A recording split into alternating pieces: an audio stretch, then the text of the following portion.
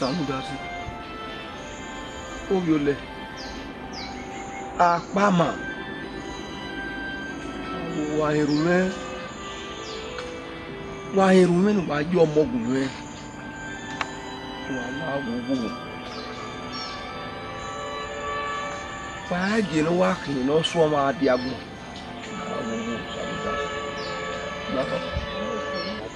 Oga oko ni uno.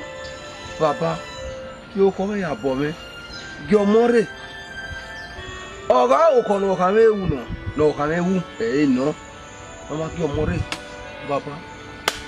Yo come ya bo. Papa, mwega me omo bome. Na gbodo no ewe o samugabo. Unda we. Ete no kiyama. Nine.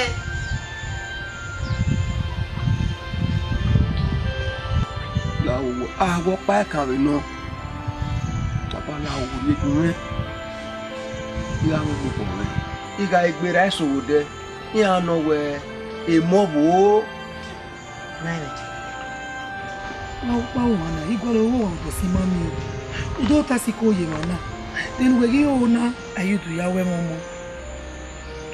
Kebe we ami akheni zegbe mu kenega. O orebe no hu an we e hana unu po no gbe tokin o me lo ba ke lori omo ne. Me be mo bi jaji gbe gbe me mo ti me yan sa lo bo ni me mo ti yan ni o ba be ri omo gi me. Eni ma kan gbegbe ma wa ba. On na kan ga o yi o ba. Mama, atana. Atana ma. So ma ga na nu we khani. O sanu dasi ga jo wele lu kian. Ofre na roe. E me soro ibu soro ni agbe 90 years. Iyan ye fi he. So ma no sanu dasi ya pari ekete. Ana idege na. Iko pe 40 years. E so 50 years. Ya fi he ni. Repute monopause. Ya gini ya gidia. Eni ya meri o. Iwe nuwe. Unda we piani ro. Ota ka se du ma we. No do ike. Maiwe. Nuwe type ban we e ma fi heavy 40 years. Ah? Ori me. O ni gare 100 years. Ugbe mi mo ti asalo bo an so bo no wori hanani. O be wori me. O be wo me. So pani me ti zigbe. O se na type ban we a ni akheni zegbe mu ke nega. Naiwe. Eni ma gbegbe ma wa yi. Me he we o salo bo ave ni ka o. Iyen ri e. Yan gari omo ni me. Ni ma zegbe wa no. Da ni akheni zegbe mu ke nega. Ah. Ona ya ti awon e. Ona ya ka we oku le yin me gwa lo. No mame. We uku. Emi ya fe mo rita gude no yemi. Afo maro. Sene Saka gede we. sa yin we mo. Lenu ta na. When we ri eni an we oku iwe eyi ki. Egbe no ge alawo.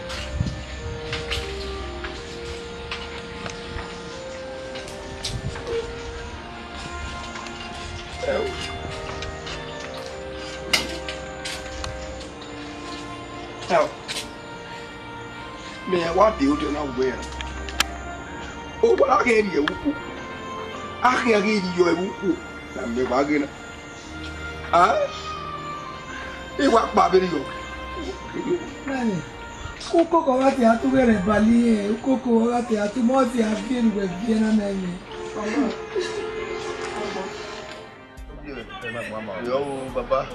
Why don't why you So, Lang ta ga mi o. oh, ti o ma setting here. No ya fe talking no mo ya mo. Mo wa safu. Wa ma nya na. We ri ni ona do we ri ni ona do to we la wona re anyo me. E ponu kiri go ya danyi na lo funfun o kan fun. Ise ki we te se. Ma ya o da ke gbe. Ise. Ya ma ra.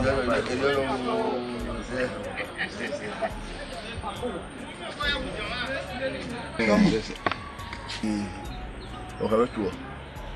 Pastor. Ona edu tu me danyo yibo.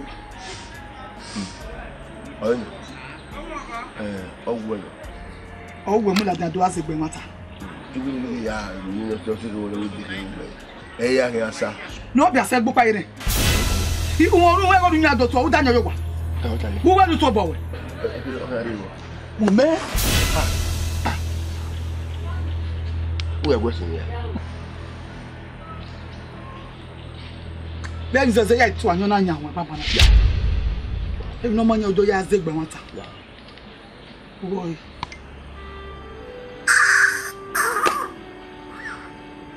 Sure. Wow, okay. When one day. When we are all doing your no issue.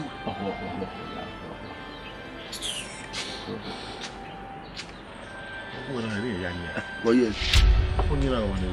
About the young man. I know that guy. Oh, give me a you get away anyway. Let you wear really wow when you move, but only sell that. It will now on my photo, my year. Also, I go out of Banya. But you go at you look me. I would have better at matter. Little Kunaya, I do for young people. Why did oh, Gilligan want to go to the Yano issue? Oh, in my own, when young will be born in the whole yellow. Who passed me? Wake back, Magunapa. Mamma down dinner, never take care, and where, or met me over there, and you number Marie Sada, or the moment down. Hey, Mommy, wake back. Idema.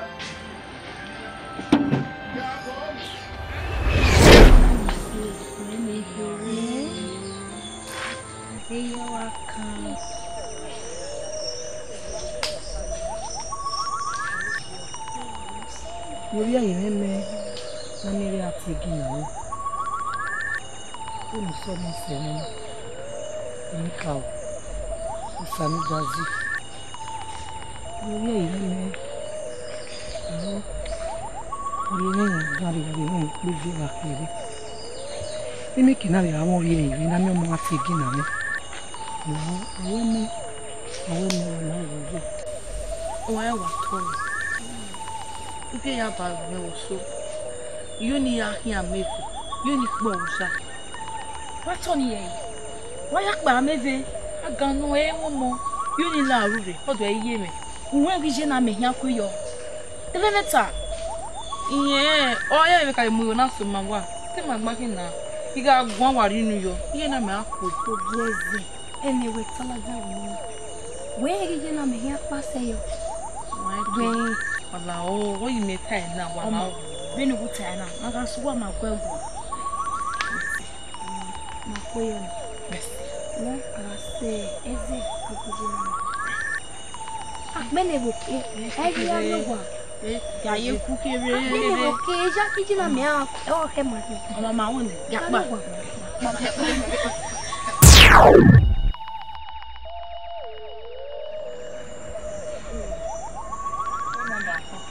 Ye na me atokpe.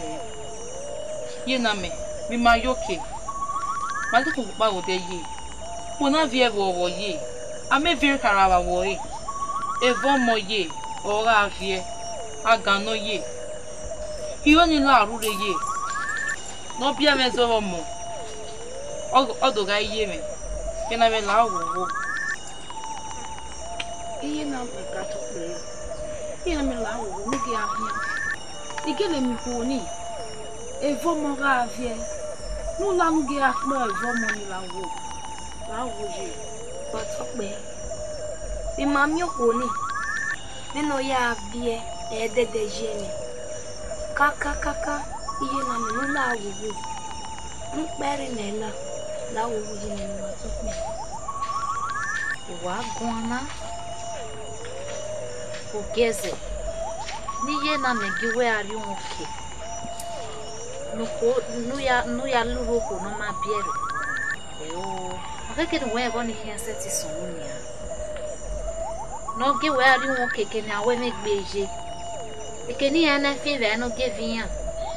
Only our lover. Ye no me was of play, Mario boy, you know. Hey! What that's a veil? Huh? Who are you okay? Emata. Iwe ni tamuwa. Imao ni dole gbe mi wudu waroparopa. Wa me ni kaya. Egbuye na me wa to pe. We no ki me no we get du ni me. We ni get vie. We e mo sama we. Wo ki be vie. We yi me ka. Huh? Lẹ́ẹ̀mẹ́ ó pẹ́ náà kégbó wa ló ó pẹ́ ní kẹ́sì ègbé ó pẹ́ ní kẹ́sì ègbé ọdún náà ta kẹ́kẹ́ àti sọpá ọmọ sọ́nù rẹ̀ dùkì ẹ̀ yìí tẹ́kẹ́ ní mi kí àṣà ló kú wa tẹ́kẹ́ ní kí tẹ́kẹ́ sọ́nù bá kẹ́yà rí ọmọ yà kú ọmọ rí mi náà nọ̀kí ara ọkọ mẹ́ tẹ́kẹ́ sọ́nù bá kẹ́yà sí ẹni mẹ́wẹ̀ẹ́ yà kí ijọ́ mọ́ sọ́nù bù wa ẹ̀ o. Ose sabo nga we e mo sama wogi manima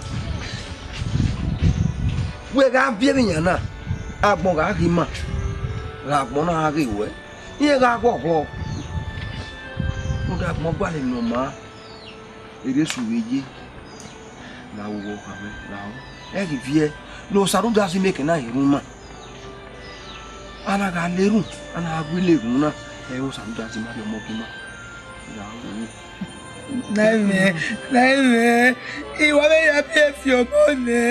Ọ̀gáàrí. Ọmọ nẹ́ẹ̀mẹ́, ìyẹn ló gbà yé. Ọ̀pá ẹ̀kẹ̀kẹ̀kẹ̀ lè ní yá náà wẹ́ wá pé. Ẹ̀ẹ́dùwẹ̀ bí ẹni mẹ́ta fẹ́ kí n máa hàn. Ìwọ̀n gẹ́fà mẹ́rin ńlá o. Nígbà yìí ẹ̀ẹ́dùwẹ̀ tà sí. Wabie o sanu bo awe wabie wagi me ori me ka me we wa ye pie No wa pa mi ti o. Na wa ya mi wa ya ri agbon mi na. E wa ibun awon fi me. Ari o won ni ma gba ri agbon. Ni ma gba suwi. E ya bi e fi money. Iwi mani me iwi me ni ma gba lawodo. E ya bi e fi money. Ori me agi na lu ga e si re. Ha? Egbe wo ni. Oge me lu ga egbe.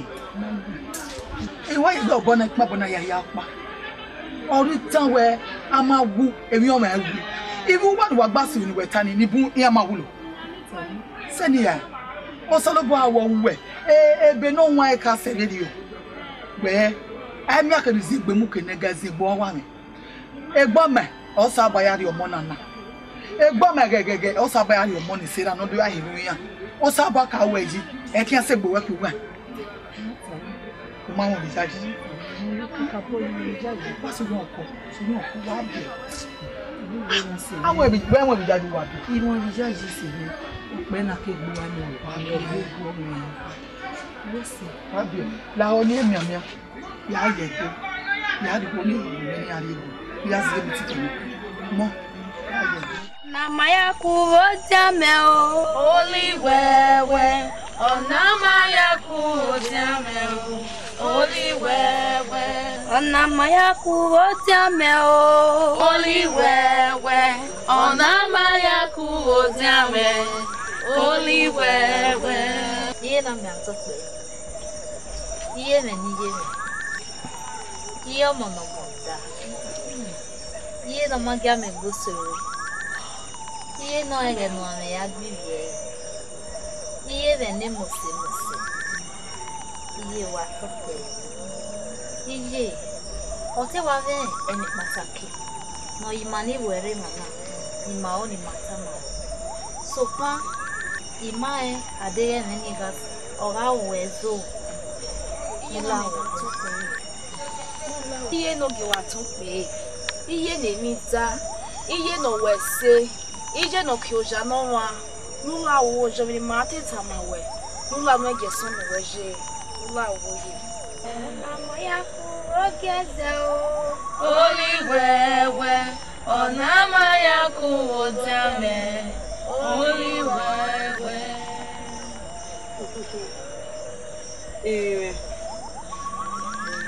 Ai we mu wake. Wa nyare no we na. Wa no we higa koyu we. Iye. Ekpage ogeze. Oyi marima. Uyere godo ha mi ma we. Omo kokpa ni emi oke. Nuja wae ojo mo e. Eyin na ido ha mi ma. Ona we ni maguye imiawe no we adesi ogeze omayo mada. Ni maguye imiawe. No la wo je no ge. No pari nela. Na wo wa to pe yi na. Ihe me no wa hai. Ite we kian kwe. So papa no. Ikoyo. Ogeze. Atokpe yi Gagi we gari agon. Wesi yi na mi. So papa no. Igari kpu yo to. Ede nu kpu nu gavun. Ede ro di wa. Ukweyo a. Ya we no fa yi na mi. Watokpe yi. Wesi yi. Pasi won me ni gagogo.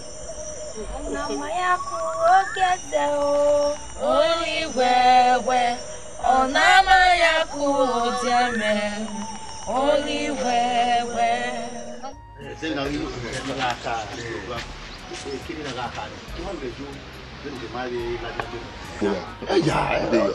Kana hine ha?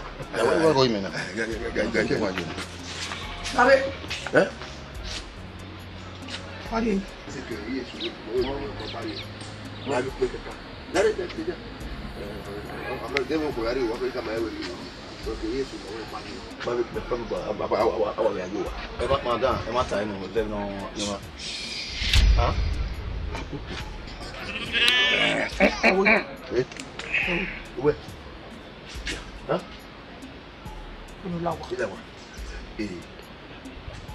Amasoko. Ewe waja. Wakaye. Owo kun we kama. Owo kama le bo kama ma lula wa. Owo wa luwe wa. Ye ni kama we. Gbe no kun wa una. Owo kama ga we. Wa ja na yimi. Eyin ni ami. E mo wa dia. Iji mi. Do ayin e ba na we we are ba na. Wa lu fi do bo. O ko me bere ni si we wa ki do bo. Oyo me kama we la wa. O ma o so ja o ki me. Iji na pa pa. Iji wa ka we ki o ma kwe. Amasoko. E wo na fa biko. Ugbe wa de biko na. A go ka biko. Image no ko lo e wa. Ya me ta wo. O ni wo we. De wo ko so o ki me o yu me. Yo,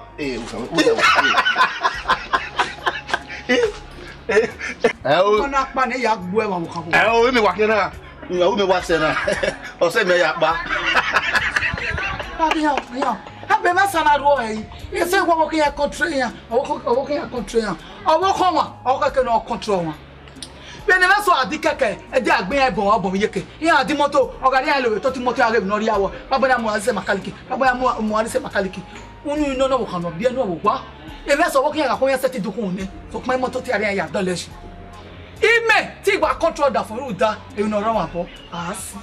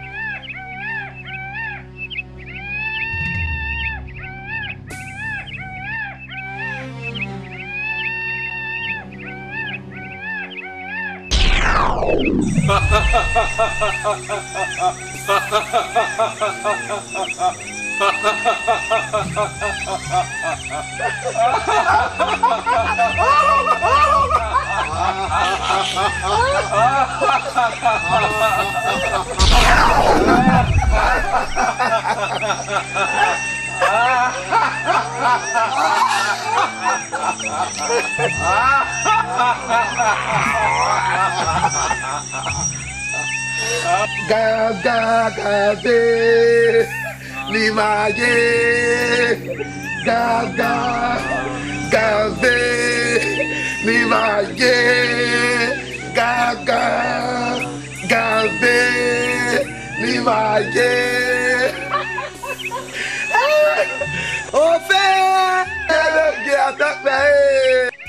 na mu yo wo bo. Wa iki aye. Iya no ge. Ijo lo ni kai. Igi sugbe. Ogi no ko oje mo se. Ere ya ko ya se le o. Aga iseki, egi sigo na. Eri wa o.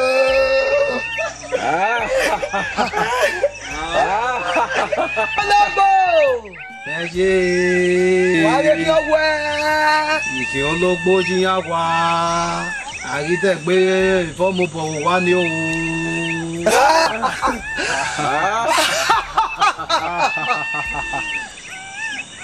Erara! Kọ́yé. Ọgbẹ́ni mo. Ìjé. Ọkọ̀ bíání. Ìnáyà gbákẹ́ òdẹ́zẹ̀.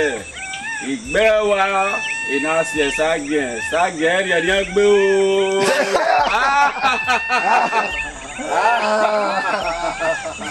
Enu wa we na. Eko kakabo yeriere. Luwa mana gesa gefo we gwana. Wara we ki averi o.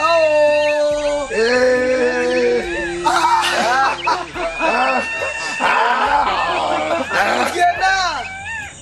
Wa gale we ke dove.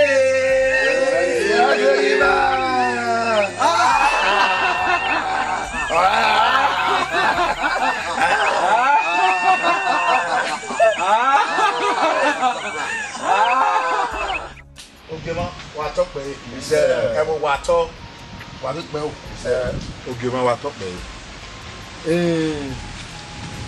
ugbe na ye fefe na je na ohia gi tajo ihe wa bi won wa bi age ya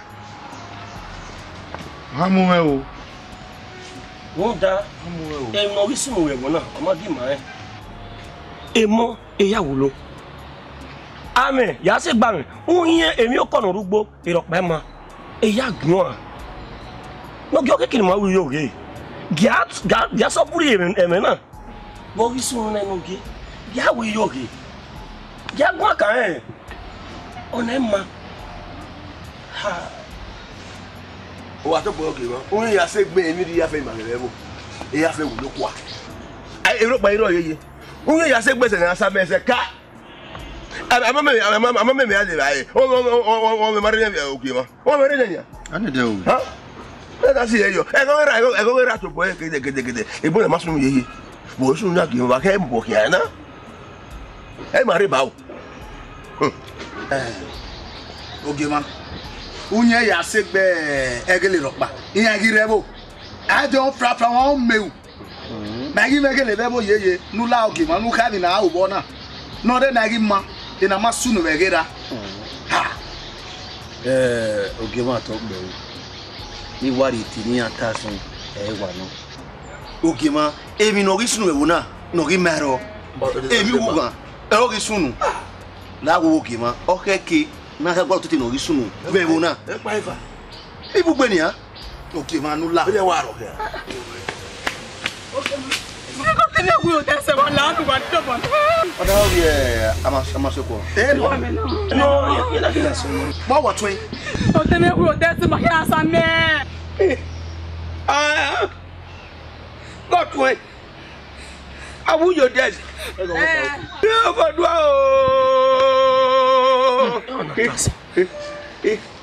Ame agi meje. Ame agi meje. Wo me, o say ka give ye. Ka kia. Aga ke bu ba de. Wa mo. Aga ke bu ba de. Ko wa ko. Ele wa ni wa. egbe wo yi Ala pe mu na ki. Ela me ku meji.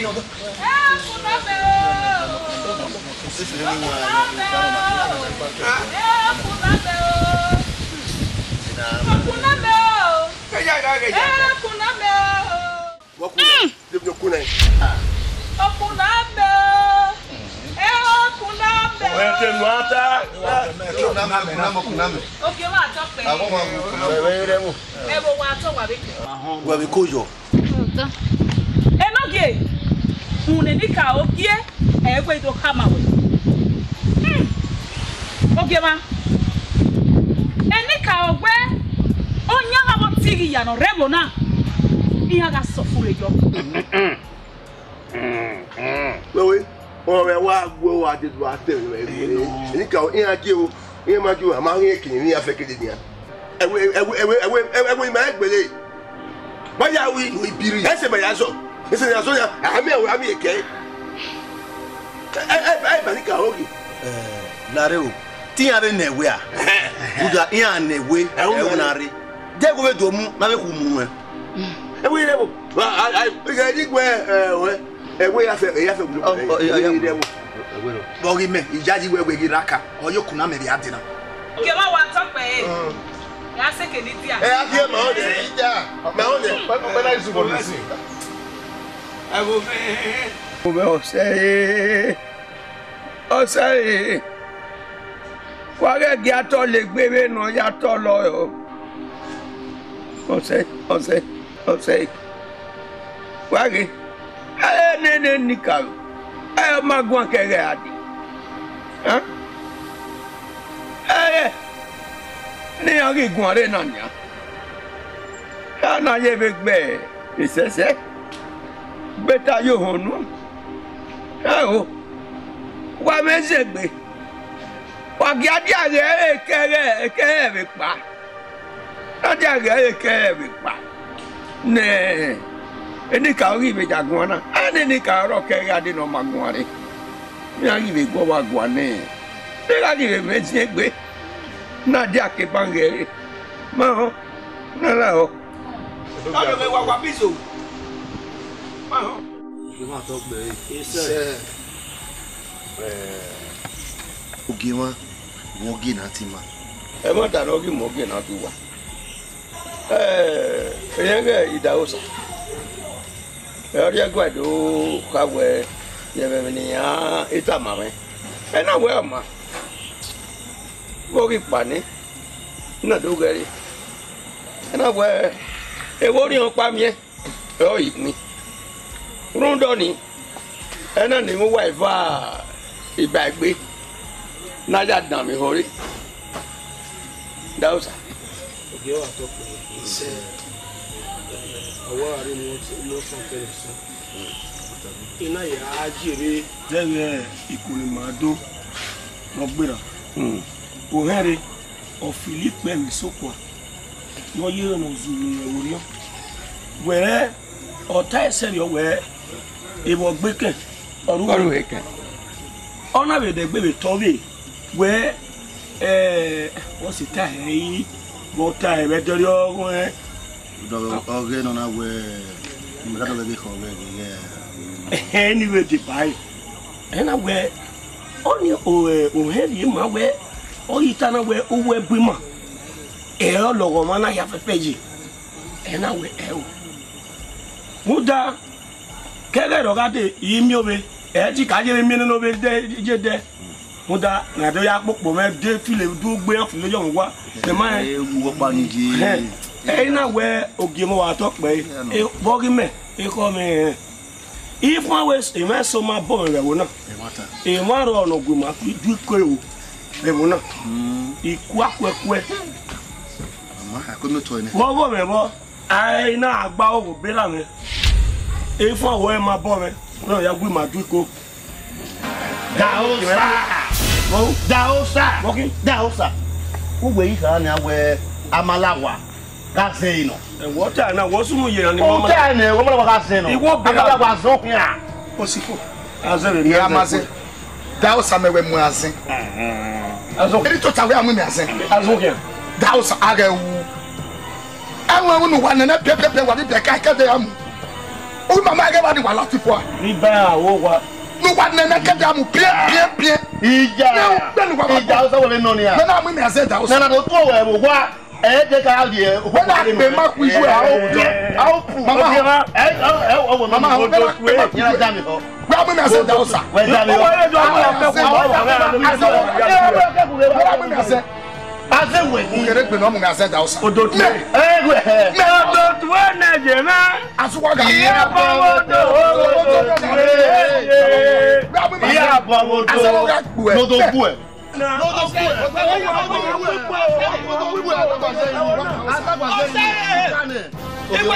No go at up me. Yeah.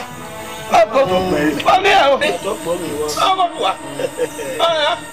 I did not want to get right. Huh? And I went with you. I say, yeah. Mama. I will you have it. You're the echo. You want to talk, baby? No, what? Mama. Mama, there. Man, web, I got not damn it all the way. You're the echo. Okay, ma. He's outside for now. He's outside for now. Where are you going to talk about? What I got me a bed. What do you want to look for? What do you want to look for? Huh? Okay.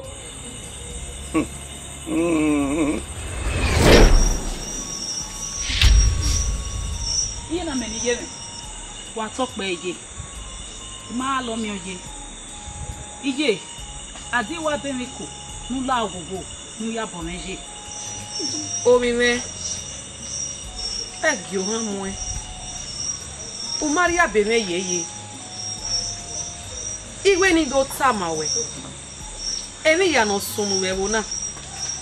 Emi ya no wewona. Ni berero. Ute wa ya. So pa no. O kian setting.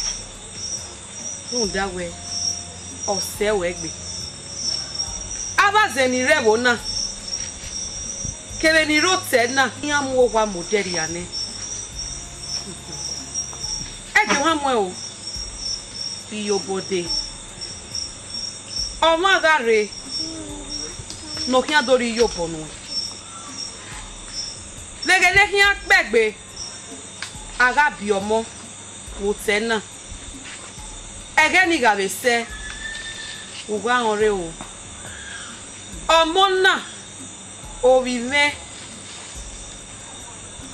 no iwe ni do ya gbogi mawe nse iyo nse so popa no je ebe te gora ni tagi tane gie igagun avi iwe tani weseye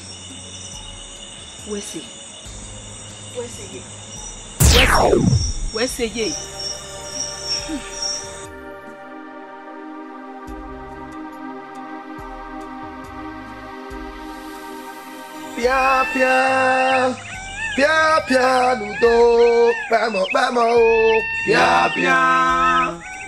Pia ludo, vamos. Piano do piano do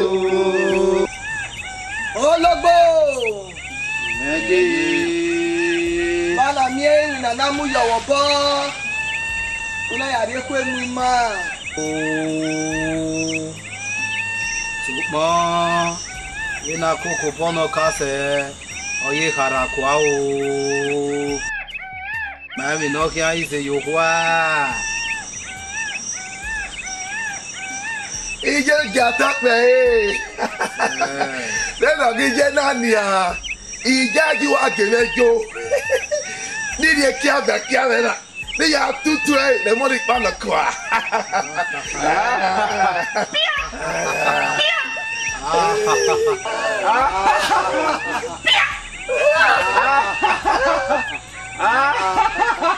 Ìjáyé ló awẹ́ o. Yes.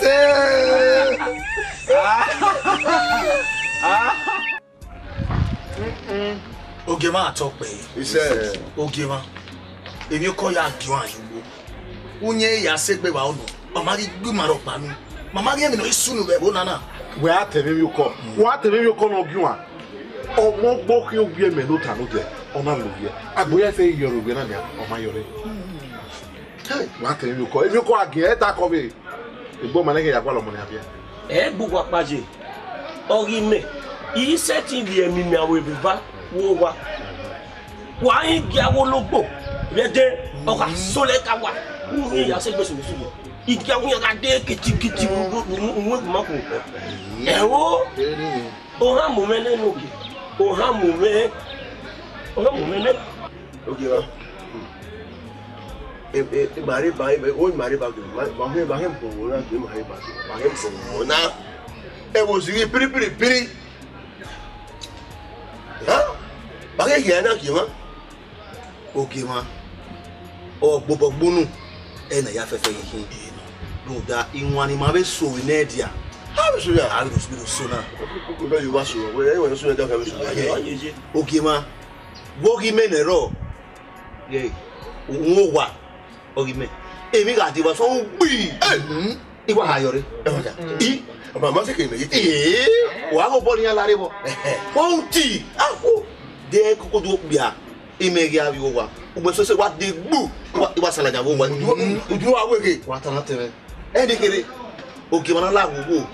Na gwa lo ti no gi sunu be bo na. Agibi e. Wa ja ye. Never been. Ihoi. Enu waji. Iga ki mai.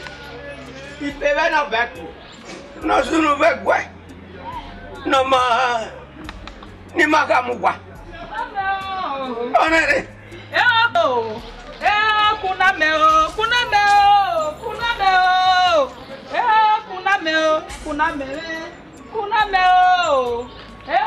Kuna meo. Okay, wa talk pe. E bo wa talk wa pe. Okay ma. Okay na tie be. Oh eh. Abogia. Me okay na tie be. Be ne bo na gije. Maro pa magi e wa gi alugo. Ya ne me we. Okay, okay, yeah, why I can't na. Okay, ma. Emi no gbeke oru gbeke. Okay, ma. Ara viene ikinegbe egi ogoma. Okay, ma. Emi so sunu baso. Mo wa ni buma e. So kompano. Ofure o garoto na. No yugbo o mi un ya sugbo no very yeze o be mi un ya sese eno ke ma o se be ama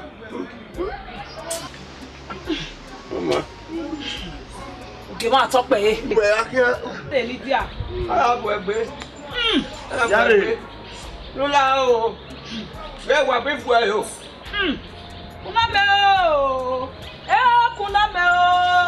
be wa be fu ayo yare kuna meo o mo wuna le su gbe ti dawo láti gbe o ti dawo mo ti gbe ji mo da gbo mara ke ya kwa lo pa mo bu mo o gbele he mi bien o da mo paro egbe na we o le dubo o ti sunu e wo la sunu yi egbe ka ti gbagbo egbe kan ni a e mo bu mo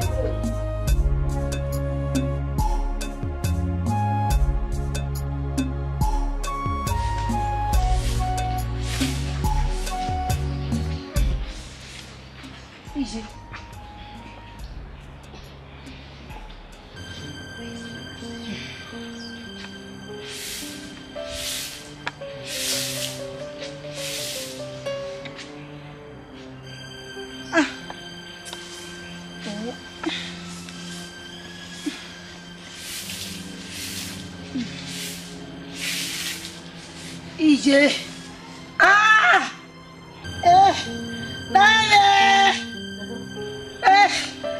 Ije.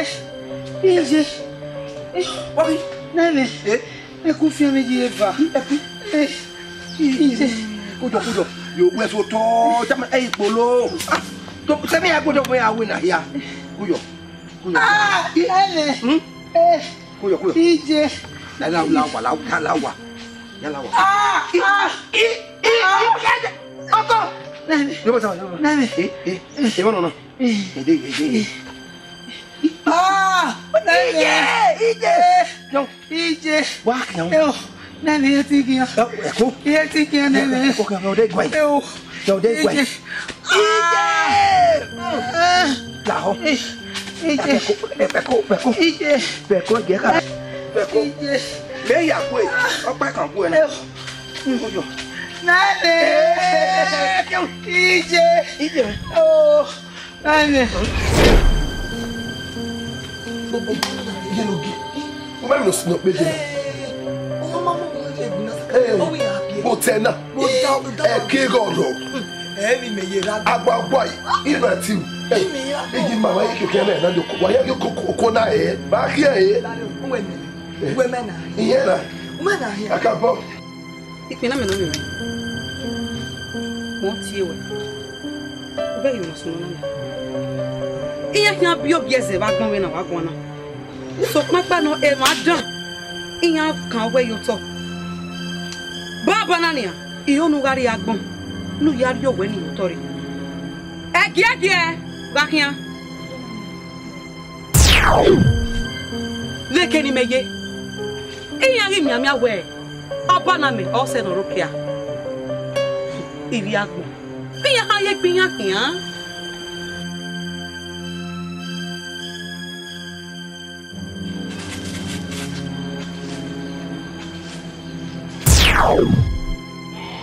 Agbon. Wana mu mi na ne gbogbo Ru do mu bo na ma ebie. O wa agbele gbogbo bana. Na lo ya mi. Ati we in ma chena. Esta yo Du me ngo. Bela, wadi ko die. Da wanu hin. Wa ni kin. Won egu etu ase. Mo etu agun megu. Dia no je. O ti jo.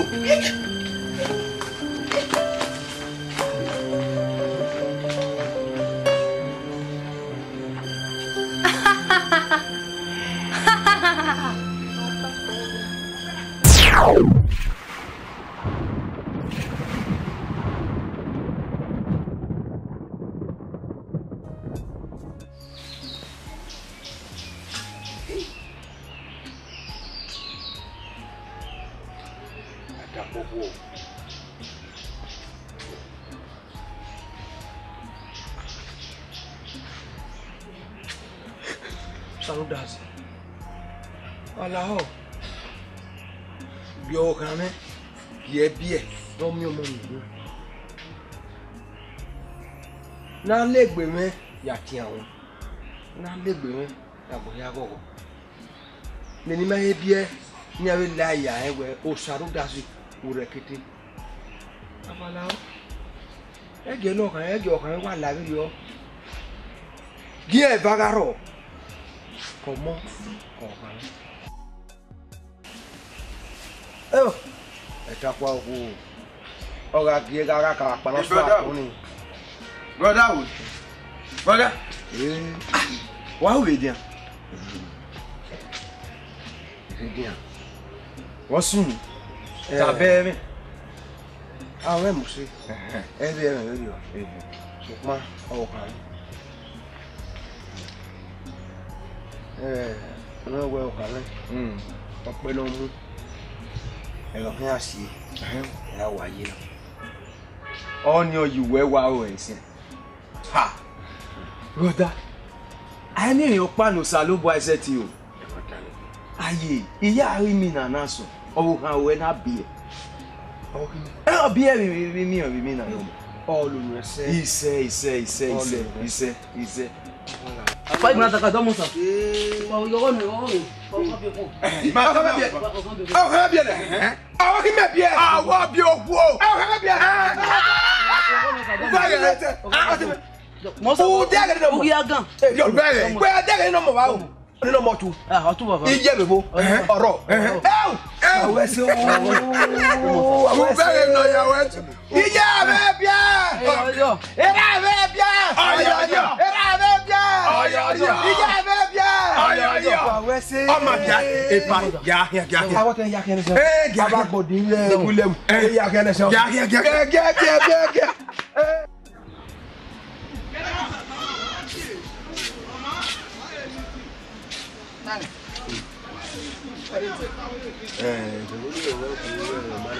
Me ba ni ye ko wala we na wa ba iru ogba la ma gbiro to na we wo kokko. Ba ma ijo. Dikuno. We ma wa wo ki na sakabi. O ki mi na sakabi. Awu. Dogbe. Abi e. Abi oku o. Igogo nye wo wa te ga ibe ga be awon mo. Te va ma. E bi mo na e ba be bi adesi. Igogo nye wo wa agun ye mari ye ba ni. Ya ba fu re, e ba wa re na se. Ya se ba. Oi. Wa te ngana to ti lo. So ma. O ma re gbo pa ni agbo e. E ma ya re. We ta no ni nu. O ma re ya gbo ni oni be logo. Eson ya san wa de no wa na wupo no gbu e. O kin a ho ri. E be oni opo we ni gbo e na. Ya mo ti go. Fi be fa do. I mo block you e. Wo wi e me ga bi e. La o. Won e ya kawe. Be ga bi e la. Ya re. Wo ye ko ta ni wa ni. Mi la ga o abi oko. Wa le da ya da yan ri agbo a o. O jo kan e wa re. Ada mi ami se. Iwo ni e lo fun saka. Ka ko to ga. Agwa. Ko ye. Gebe o. Minezaka. Egbe bu mesese. Abi tonya. Agi teka. We ya de bi abia ma to we ya wo wu. Won ye pe. Nini. Pada bu e me da akwo na. Hey. Minezaka. Gebe wo wa bi na. Ibe kere wa da me je. Era be bia. Ojojo. Ibe be bia. Ojojo. Ki ko ipere ki ko me bia. Ke no ko do. Owo ki me ku me gwan wo kan bi e mata. Owo te ma and then we marry a hama. Oh, you never related to me. May we marry, we are good. May we walk in the way up winner. You have to whom, and who to seek him. Every women, any no kind of ow. On a wood, but you have to remember my home. Among your pioneer, he said, among you, oh, I need say. Ọmọ iwe yeye ami iwe yeye wa emo ni wa to ye even to ye we wa to ise wa biele e ya fe ori ogbo dia aneni mo ya karere bi ani go dey flow pikin go dey flow overflow me to oh dey your progress mo bi ade mo ne brother ino le ya wa nyoka ano ma ya pe ni gare mana ime do aka gwe imami gwe e do wa mi la tadi me gwa de gwe bana e ko ma fun mi ejo no o te no gwe e ne gwa ge e yo no kwara kina ye ne ge ya so gwa de awo go ko ne do gwe go e ne peri e bia ye e ne ta mo te ne gwe o te me de gwe se wa ne ni gwe ze ge wa de keke gwa ru do te me ge iyamiya abo gwe ge ya yin wa da para ni ina no wa se ge akia no mi ya iyagbo ni mi no mi keke no wa fin are yunu o wa to ja e ka ta we ya se ji egbe o ko le yo to da o no se ki me ko ki me wa ye ma ye do ma ya ba we mo na so yi ma re aso ge do na ni o ko na wa ka wo na ni me wa na special people no e ke me ye ya po mo o se bi mare re ma kan bo wa de do se do ma ye ku ka so ma ye mo yo ka so ye amo do we no sie unda we o telege iyamia iyagbo di mi eke lo je ya na je me nya gbegbe ya gbegbe e ke ama mo de mu ye o ki me o we gba wa di mo de mo ye ma bi wa ya gbegbe ke ama mi na kai o we so gbe ya boko kia yo adeni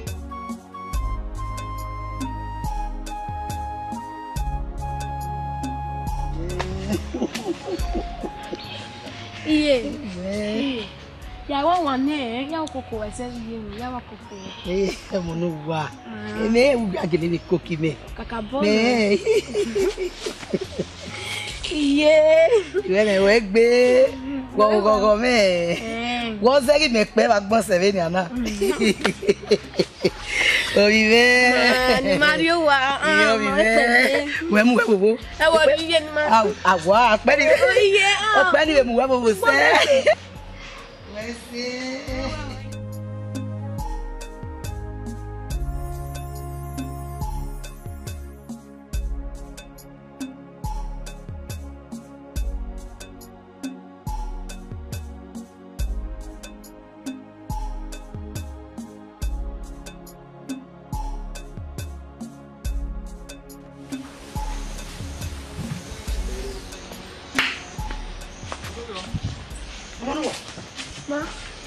What is? Oh yeah. Yes, yeah, Sammy. Why are Sammy? Yeah, Sammy. What is going on? Hey, Joe. What was it? Yeah, Sammy, now make it over. Yeah, Sammy. Where can Sammy wana? Yeah, Sammy. The miagi you weba. No be ana rowa. No where is it? Where Sammy re? You need a Sammy. You do I yeze? Era gari kama guri yeze. Leo iwe no akia. Wetin akia? Oni yogi me. Yeah, do wa ni we wa ni lele wa ni wono na. We say me say even no ocean even no ocean even no ocean. Hiyo sanudazi. Ibi ali hia sanugo. Ati yele ko yorure. Oworo yan aguji. Ah, when me gbona there. Hiyo sanugo. Mo ajeze na. Era arona wonu ari eze. Weti ajeze gera. Me yo na mo agbe ko e. Iwa o. Weka so. Ulewo. Oge ma to pe. Urene. Igale. Agage. Uya se ulewo. Kami bia wo ya be. Wegege, o we be ko yo. Igo de be de ya we. Ha? Come. Kagele. Eya fe. We de ya mo egbese. Ne ya ga de. Uge no kwa no. Ego no kwa. E ki age ya fe. Je uge onyeme. Ni ki adona. Ogo ibe no de. Ma e de ni ya we. Owie. Eya ga de mo. Odi ya ogegbe. Iyan se mane. Oya. Agege. Yaso. Agege o. Oge ma to pe. E wo ni ka oge mo. Agege o. O baba de go baba.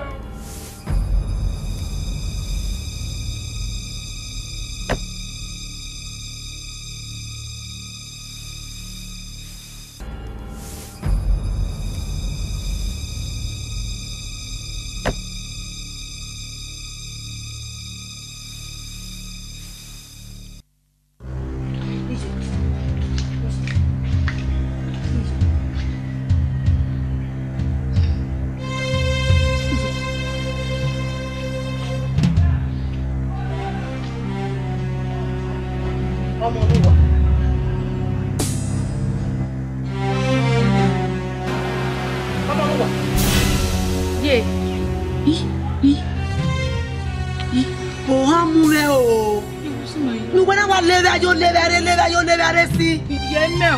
Tu ta ma leve. U wa leve he ko bese. Mama nu wa.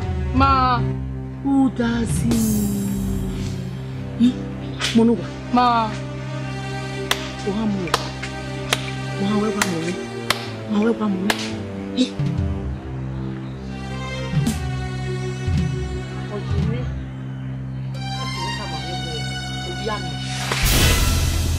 Emere o yo via me. Ina to via me yi. Yo via me ye o. Well, via me we ya una. Ye yo via me o. O via o da du wa una fo la tia. Ma ki fere ne ku inoro. Ye yo via me. E ti o via me na te via me ye yo via me. Wa we mu. Mama. Ira gari. Ira kama e. Ruda. Mo pa se ti du ona. Ye me o via me o. Yo via me na to via me ye. Yo via me. Mo pa se ti ye na ga se ti o. Ahun e. Bi me. Ye ga o kere ye ku ma ni ha. Kere ye ku ma ya. Ya kerare. Ye mo me wa to ni te ma wo ni wa pa.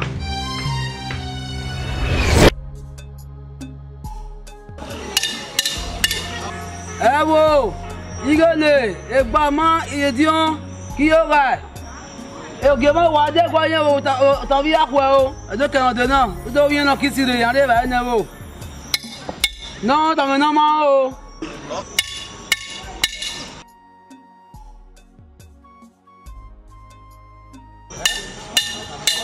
Ewo, egbama, igele, edion, kiyoga. Oge mo wa de kwa yen o edo ke ode na o. O yen kisire yan de ba lu wa. No, ta me na ma o.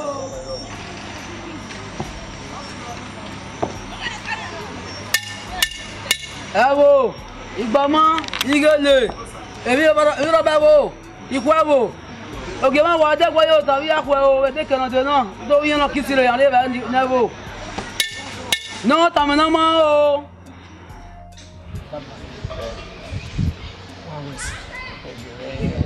Nínú wàyà dẹ̀yìn ẹ kó yẹ ní wàyà. Kàkà bọ́. Ẹ ò yí máa wèé wá wù náà. Kẹ́lẹ́, màá yọ gọ̀gọ̀ sí. Màá yọ gọ̀gọ̀ sí. Ẹ̀yà, wẹ́nu wẹ́ yàgbá ọ̀gbà. Ẹ náà yà hàn rẹ̀ ẹ̀wẹ̀ dé. Ẹ yà sí ewu lẹ́wọ̀. Lẹ́wọ̀ yẹn náà gbà kókó máa kún sẹ́yìn ọ̀gbìn ọ̀pá.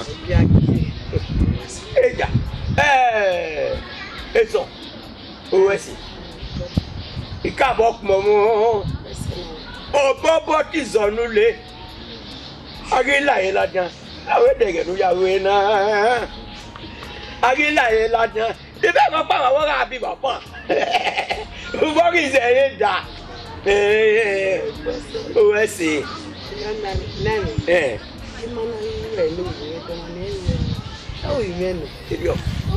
Oge kẹ́ni àti ọmọ pa ọ̀nà àrísí ọ̀yà àti èbù ọ̀bẹ yìí jáde sí ọ̀bọ̀ ọ̀sẹ̀ náà kọ̀kọ́ jí náà ni.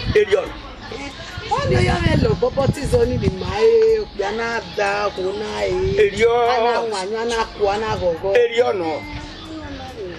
Kò wẹ́ sí i. Òpè anílì mẹ́wẹ̀ ògùn lọ́kẹ́. Ọ̀bí ìmọ̀rẹ́rẹ́ mẹ́wẹ̀ á sí òrùlẹ̀. Ẹ̀bù. Lè dáńtọ̀ rẹ̀ ní. Lẹ́wọ̀ yá mi náà gbà. Ní àgbà. Ẹ̀gbọ́n ẹ̀dẹ̀ náà máa gbé ọ̀yẹ́ bú. Ìyẹn sì gbọ́ onú ìbọn. Àwọn ìbọn wọn gẹ̀gbà. Ẹ gẹ̀gbà àrí. Ẹ wọ́n bọ̀ jẹ́ ní. Ẹ̀wẹ̀ ní ká ti gẹ̀. Ọ ní yẹ wọ́n. Kọ̀ọ̀fẹ́. Kọ̀ọ̀fẹ́. Ọmọ lógì. Ọkọ̀ mọ̀ ní yá yó. Ẹ̀gbọ́n òwúwẹ́ náà sọ̀rọ̀. Gbọ́ mu ẹ̀ fún wáyọ̀ ó ti wà láwọn ìṣègùn wẹ̀.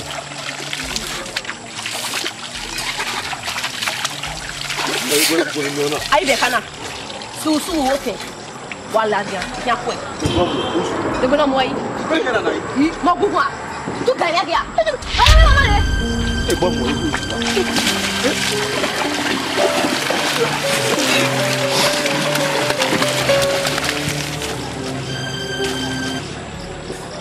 Má tẹ ẹ̀kọ́ mi. Yáyá jẹ ìyẹ́ wò kó dà. Àwọn ẹ̀wọ̀n wọ́n sáwọ́ ìtùtù. Bọ́ alẹ́ ọ̀ lẹ́yìn àná. Ìgbà mú ẹ̀wà dé sọ́wọ́ ẹ̀wò. Mo ní àgbò ẹ̀ rè. Sí àwọn kí a kó ẹ̀. Dákú ẹ̀. Wáyé báyìí. Okoro rẹ̀. Ọmọ nógì ẹ̀. Ọkọ̀ àmọ̀ ni ìyá yóò bẹ̀. Ìgbà mi ọ̀ ẹ̀yin náà rí ẹ̀wẹ̀. Onyeme yọyọ sẹmi. Ẹgbẹ́ òkan kiri, ọ yà pàrọ̀ láìwé bò. Oge nu yàrá. Dẹ́gẹ̀ náà wẹ́ náà sọ́tọ̀ nù. Oge alamẹ́ra gẹ̀nẹ̀. Oge òbí ẹ̀yìn bò. Oge rẹ̀, ó dígbà yá. Ó dàgì pàfò. Kọ́ òfin, ó kọ́ fẹ́ yé. Baba. Mete wa owe ya wa go le. Ya gbogbo yi. Pe wa ye kai. Ai wa yesi no. E wa yesi ni yo leme. Kebete ni ka o. Baba. Ori e ma we. Ije me kakabo gba owe we. O ye, e o kin yo etu. E mo wi o saye ne. Ai wa e je na se. E ko no pa ni ba bete. E ga ye.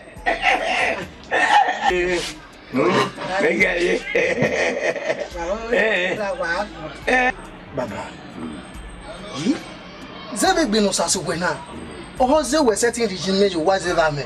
Ah, iwe. Ore. Tiya do bien. Tiya gbin na yo bi de. Adesusu. Ah. Na me. Tiya gbin na yo. Oda do gbe yo kun gbe ya fe. We ma ya. Naime. Oni se. Oni. Ma be fere adon yeye. Eguzi papa lo ye ezion. Edio. Ta seru we. Iya. Wo yi. Ayekme, e o de bi ekme. Okay, you are you. Oh, ye ni ga mama ya. Nave. Never any. La re do ge ari ebe ene be yawo. Okay, mama bele. Ena ga bona ji. Ede na ga. Ade me de ya. Ede egbe na o ye pilikete. O ye pilikete. Ye mo na ari e bi. Lo ari won mo e lo si. E manege. E o me.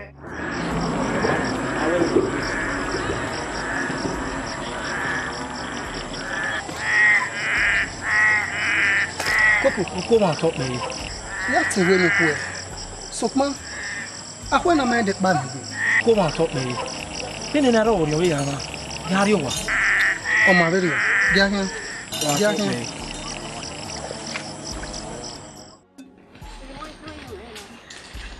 Bina yo era. Ajo era. What an I you boy woman. Oh, many you go.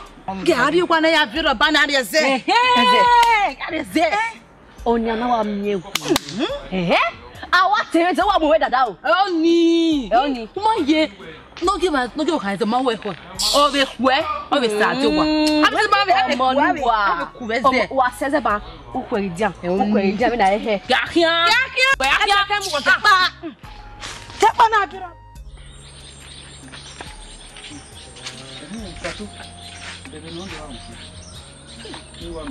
Doce no divina. Se nem go vede lo mai ame, che devo do ame. Una vai tu si. Okay, no dera na o jo ka ma we ni do ha yo si, we o si. O ma do igo, ya rigo nu e, ya rigo nu se ba dugbo. Igbe ya fe ki anu. Ni go te me de rigo, igbo e jo wa o jo go mi. O ma ya re bi aku e, ya re bi aku. Ayi, o si ni. Mami dia de kini na te do. O ko mi. E ko ni na. O ko mi aka mu gbe a. We ma gbon ta. Gapa e gba e ko nu e. Mo ki ya te mo ko wa gba ka gba. E gba ri o ma gbe o. Ma gbe la ke gbe. Aki a ko e gapa o ma gbon.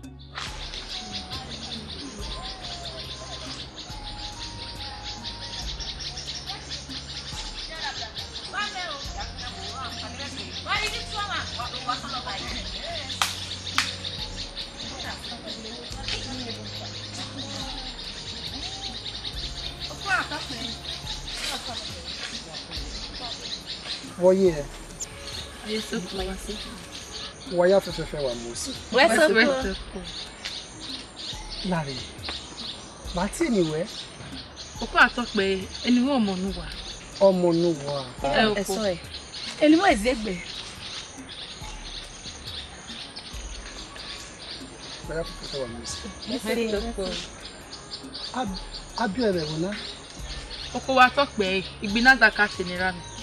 Igbinazaka. Oko. Ima wa mo bo Igbinazaka. Koko. Oko wa top me. Won Igbinazaka. Kakabo. O bo wa won ewu dani.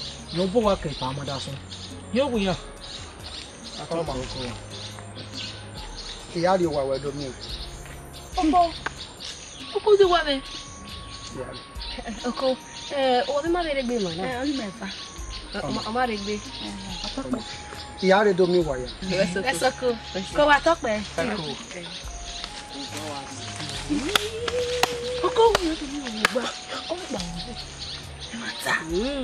Wa mo sese. Awe fun ya. Dem no so e. Uveria. O te le di uveria. O gele yim letebe. Igbo fun wa ye me igbo. O be je mi ni e wa ya wa oni. Igbo fun na ki. Ma fa ya no be. Igbo fun na ki. Ya ki o tele gbe. Ana dawe. Oma.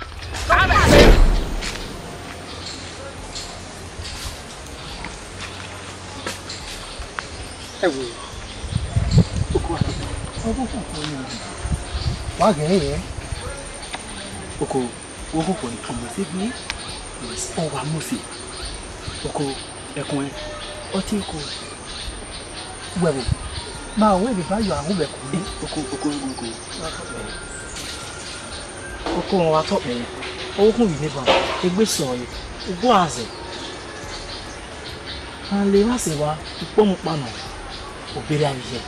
E mata na ko. No ko. O wa na. O se ko ate. Oko wa top me.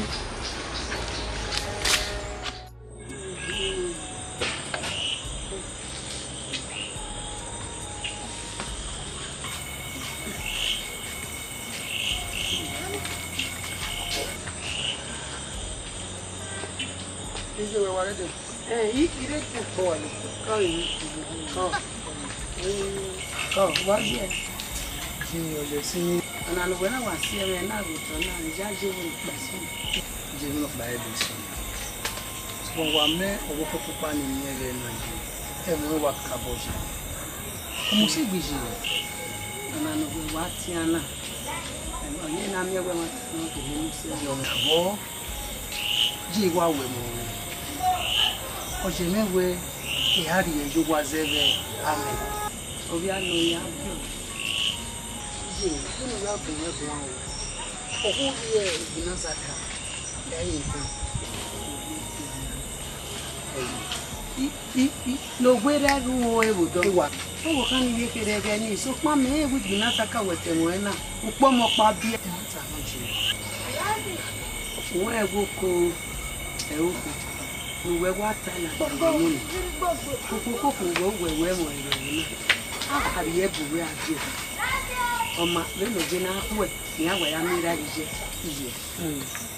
the more notable we are here. You have to go measure.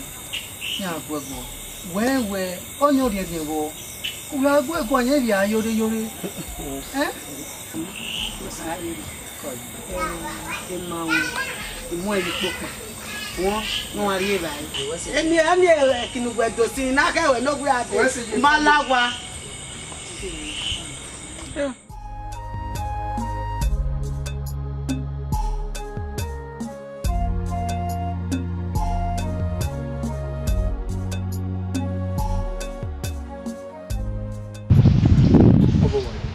Oko atokpe. Abi any, what do you want me to do?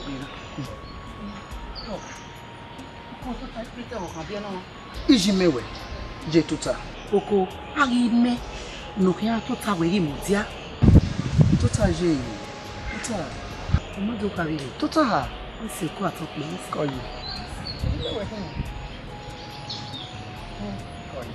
abere what you want iji na wo omo no je imaya doro Rowa, quanto per roba? Dove sei? Ne vuoi? Omonuwa no magumeta no magume fafa. Ma ye ide.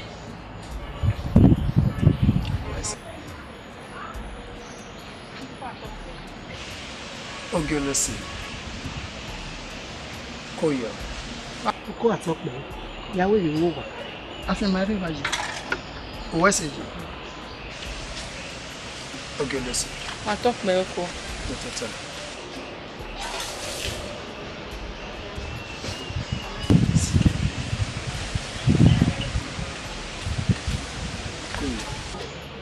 Ouais, j'ai fois non dit. Il a derrière on y met la selle. On sait bien. You ni my we bari ko na go oko erio oko wa ya fefe nta no gba yi ai me no ki ma wa eme no ta ogba oko wa to pe oko wa to pe to pa mo gbe ni yari eze amero wa ya sa megi yere okay listen. What talk me oko? We no rishina. O je menu adi emi no ari owo na koko ade se. What talk me? Tota.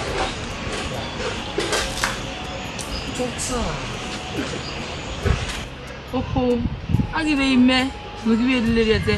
When you okay?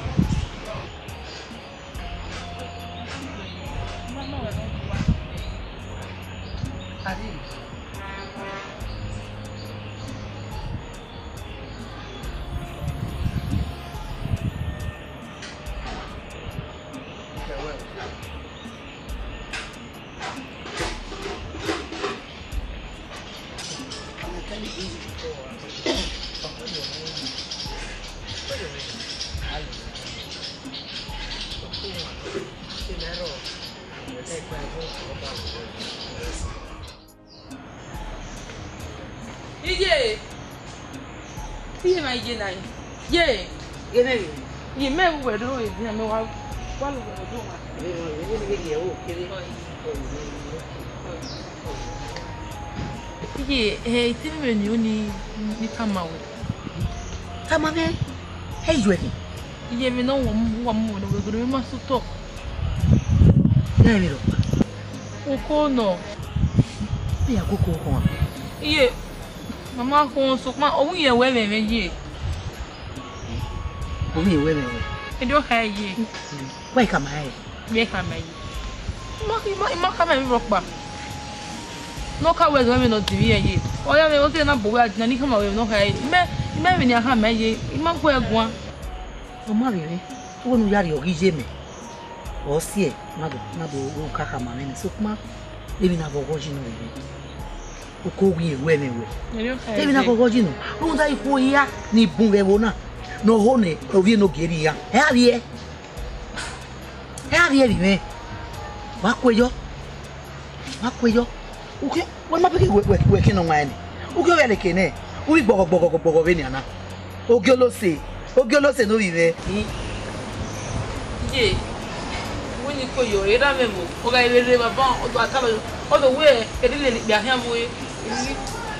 Ma o mira me do abano nya ni. Era me ti. Digo ma ko wi me na ko bi me go. Ma e ke ni pe ma ya gbe gun ahe. Marira, e Maria se de ne na. No, era cuello. O cuello na. Na te me we ye, we so.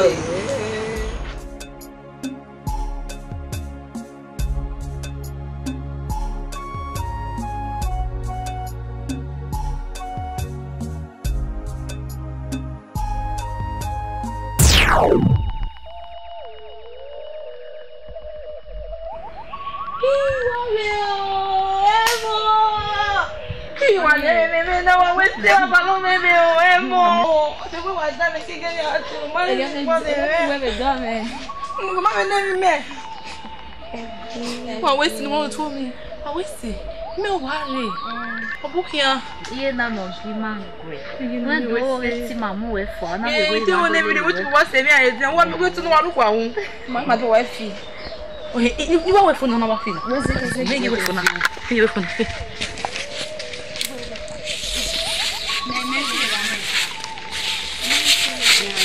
Iguele. Fi ya fi me fi. Pusi. Egbe mu egbe. Skodo mu egbe. E ka gwa fi le. Ya me o mu ma me ya ke no ma me gwa ma me ya mama me na. No fi le din awu.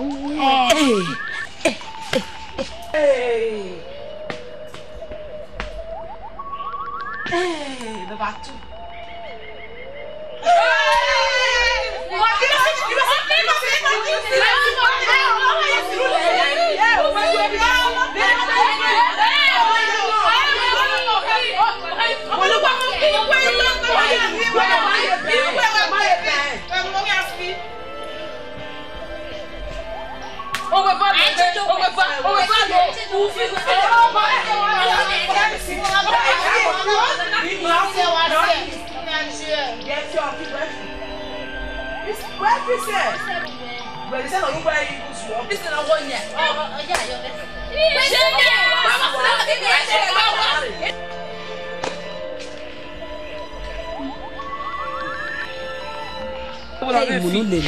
Egbe wa ko me. Ise na fi eze no de. Ijuere ne.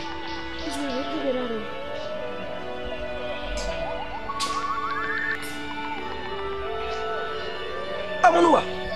Ye bokia. Pardon, bokia. Ilu gba we bo bo. Àwọn mo pa no npari mo ibi ba be ku. Iwe na afi e megwa fi. Awo ti na wa fi mo wa fi wa ri eke. Baba ye wa ro ka o. Bi na mo si na mo ki ya ga wa. Ya wo e make me wa fi. Bi do se ya ba ga fi e. Me ho be e ma ta lo. E ma ye be ki. Ina he ibu nizi. Ina he enye neze. Bebe ikuna me. Go awo gba wo do wa ma ho. Mo pa le ma baba mo afi e wo se be ma afi mi wa wo e. Nya wa fi iya o wa mo ka mi mo mu o mo keke. Ibu ni wa le wo e. Ma le gbe fi mi kla be tenya. Baba pa le ma baba. Yo se ya mo pa le ma. Ni wo ni na fi e. Sokma me hongwe ikuna me. Baba Emma, wage odo of the Anagua. Emma, Miriva, Mpadima. Miriva, Melena, where me are more you want. Mabasima. Where honey, where you go, Nese? Mercury, I am there, putting a very papa. I am there. Let me know, Papa. Madam, what Mercury, I am there. Baba, Mubama. Baba, egbe ogbin na aya de. Egbe ogbin na mo gba de ma na ku. Nwa na eye. Na na na tori pa pe ma o. Na gbere ba. Tori pa ma o. Eye me, iwo ko ni wa ku. Gbere ma. O wa mo me ya. Eye me. Gbere ma maro. Eye me wa ku, eni wa o wa do boda ya me. E pe de me o we ma ye. Eye me. Ọmọ nu wa. Ọmọ nu wa. Baba. So pa mi no ya go eye mi. Du wo pa yin. Mo gba we da ya go ko ko. Ero yi kere ma bo. Wa la we bo ma bo ko ko. Ike mo dun. Ah, ta mo pa de ma baba. We wo e yo mo. Don we. Ye de yi wa ni wa ya ya. Mo pa de ma.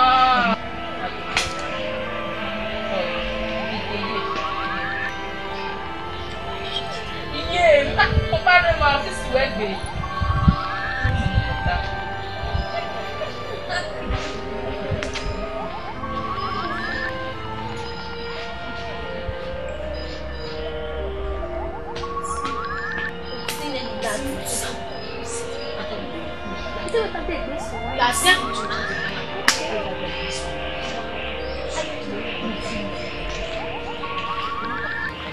Amanuwa. Baba ide. Olulawa.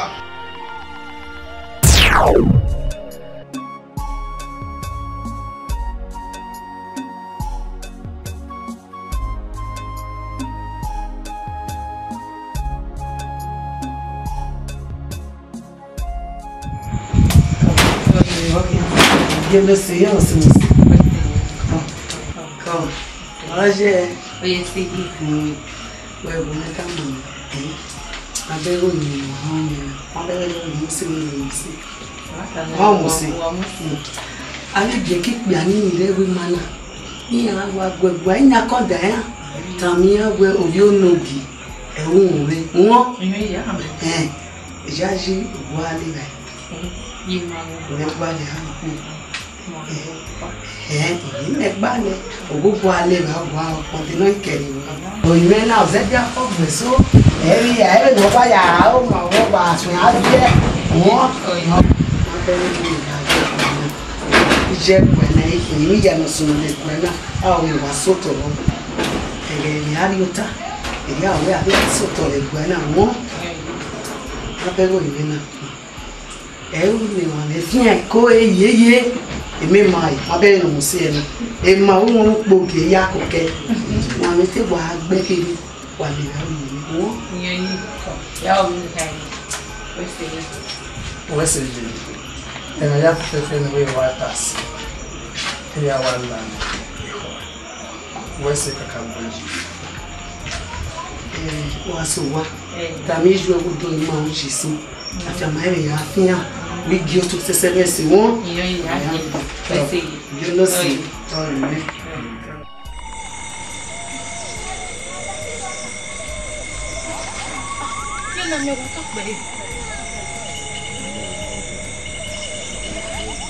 Ogi eze no mi me pa to pe yi na mi iwe ni do tamawe upegbe ne ba gbon òun ní gí èwé múdò owó bá gbọ́n òwú ẹ̀ nì Baba nania ukpu we vune. Ege sene nha ya di owa. Awo ye na melao. Wa se me eja ye la gbogbo. Oko we me we mo wa ni wa mo la gbogbo ye la o. Itama we ne o. Na melao gbogbo. E wo ko wa ye me. Awo ye to ni wa mo e wa ye me ye la o to ni wa mo la gbogbo ye na me.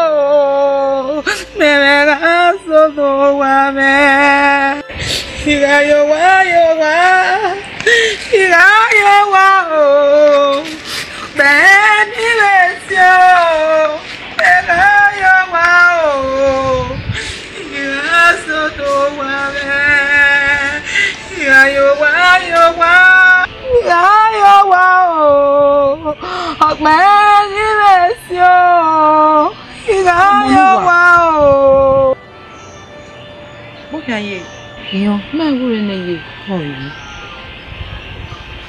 Wasu do wanu ri no so wanu weje na bi Iye de kiro pa iwan no. Oma, enu tiny. Ni e gele we ni won. Na so pa e we gbe si won akie na wo wa na. Ma ye. Ma wo kan. Mo e we ni we.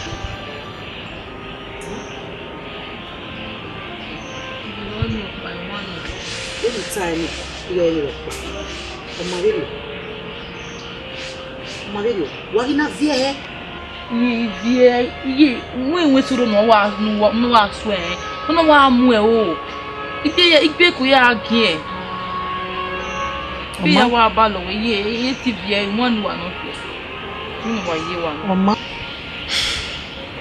mama dey kai egbe ala wana ya ri Mama ye ekwe le gbe fe to ni. Iye na me atokpe. Wara me o. Ìwíra me no se pele. Iwe wara me o. Ìwíra me no se pele. Iye na me to. Ìwíra me no se pele. Wagazuge to. Ìwíra me no se pele. Iwe wara me o. Ìwíra me no se pele. Iye na me atokpe. Iye na me. Mani wo bu we ade. Ru da wo we. Nora gbon ogeze. Iye na me la wo go. So geze aya gbon. La wo go iye na me. Oni ma do yin yawe. O atokpe. Iye na me ga atokpe. Nu la wo no so geze aye. Nu da we only wo nya no ya ho. Ohun yo tone. Le wa seva, ore we anu we me oko. Ese ti si aye ni be na ge iye na. Nu la wo no si aye, nu ge ge kere be neje. Nu la o. Iye na me ga atokpe. Ai mi yo pa ni mani we ga ni awe je na me. Iwe kin akweji mai. O si e imando yi mi awe. Nu la wo. Nu yo boy awe ho. Nu si aye agbon. Iye na me ga atokpe. Ibiwe wa hewe ikaka we nwa sajo emi o pero mo wa kan no me mi kan seti wo wa run dona iga yeri o de here no biese babo so papa no ere ni ga sele Iga ke mana tame. We go egbad. Sokma omana gi ho. Metobi me. Iga bo e gari agbon. Ni yari e ga di owo. Iye na me wa tope. Wesi. Iye no e no na ya gbe. Iye no kokoma. Iye no magia me kwesore. Iye no ga mwenwene e mo ya ni rumo tagumaya. Etinfue kirewe egbe wo e. Uwe na yebe tadina. Nula wo wesi. Warame o. Imirame no se pele pele. Warame o. Imirame no se pele pele. Oye, Coco. Baba. Well, I'm women, Koya, Yevona here, Iyeke Agon. Okay.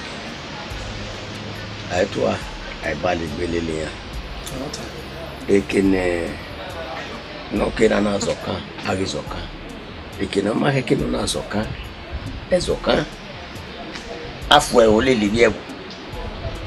Ana toma otaloma vijeki. Ebu kajo ma inoma vijeki. Omase aka oyule loma. Baba. Uwesi. Eme ya pepefe ni wata. Eya wala ro. Ike ansi wo wela dia. Ruda imaire mi we mi emi dande na wa ya bieme la motona. Dra ibi agbon teme we Iyeke we nema. Iye menu gai.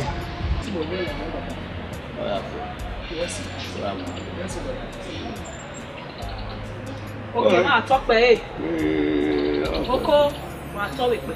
Umi ameno bi. Ameno bi na. Agegero gema. Ogaro. Ogagbere. Okay, ma tope. Iso ya te yese. Bana mewe onwe wa megaro. Nínú iso ya yese. Amema bi. Audio koko. Eme ohe kai. Ni die no se. Ohe. La ho. Gbeme ho ame. Okay ma, me na garo. Ebi okoya, eya ga lobie, be ne hena egwere pe pagbe.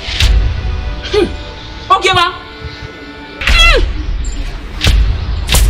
Amenaga rock ma evo naga sogun ye ora kan gwa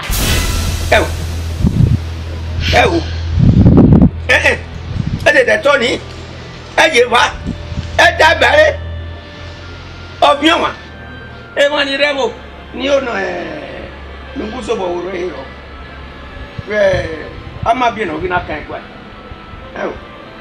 o ka ba ga ojo ni na mi ga ri o pele le enika o ma egun ayo gima enika o ma egun ayo sopa ugbe na bege ero ma o ona ya megwe ni ka edine gwane ni ri yen no ka esobo ni edori enu ni o gima ya se eri dia enika o ga gun ayo ne ya se gwa ma to ka ma wo gima to pe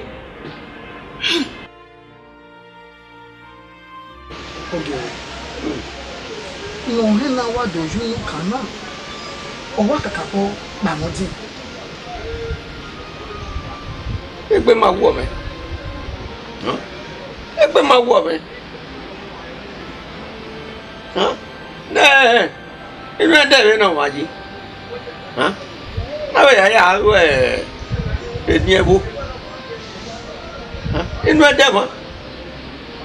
Náà yà ń wíná.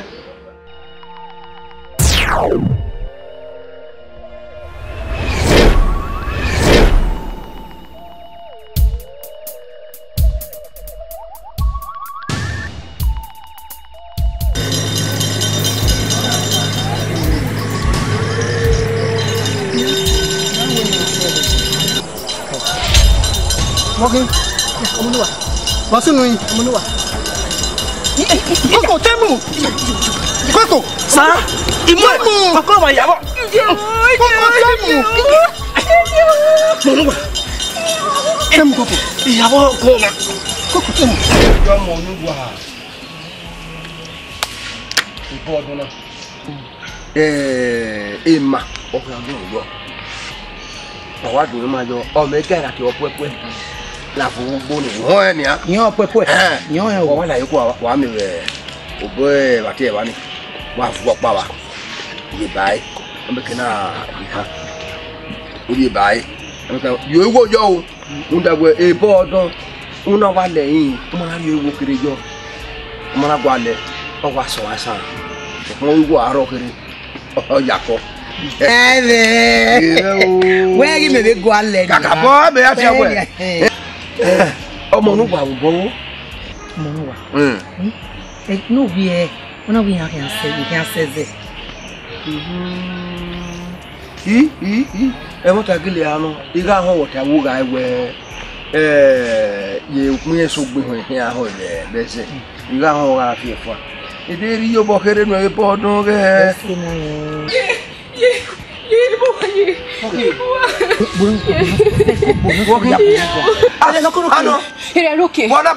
Omonuwa ti ba yese.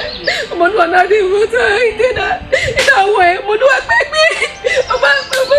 O to leto. Omonuwa. Ogi me. Ode. Oko mi be se ye. Omonuwa. Omonuwa ko se. Ifo.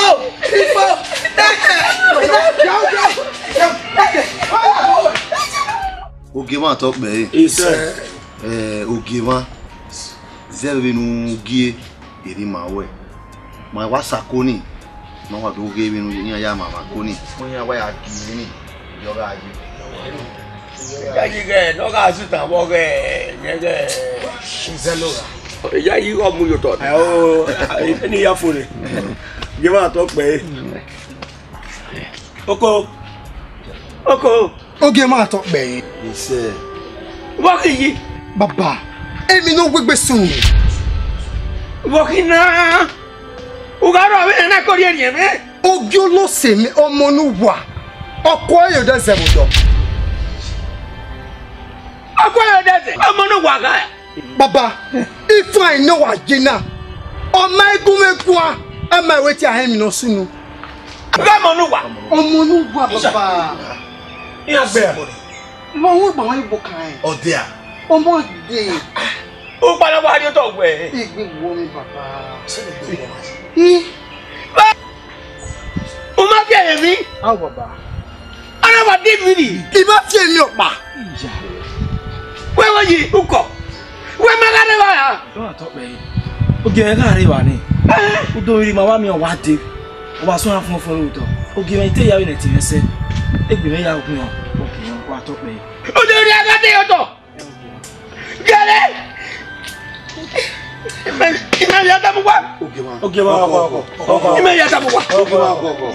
We wa mala wa. Ogema talk be. Dausa. Wa talk me oge. Wa he na ye na. Wa e vanya. Nu wa lele. Ala na ta ga mi bi ole no mo. Wa lele se wa. We we. Ni aga kya. Ogema talk me. Aja die. Iko. We magare wa gwe na ko. O magare wa ya. Nu ma na yi mo e. Ha, o ma ta jara ye. Aya mi na ye na nya. Oko logi. Ge ajore le. You know me wa talk be.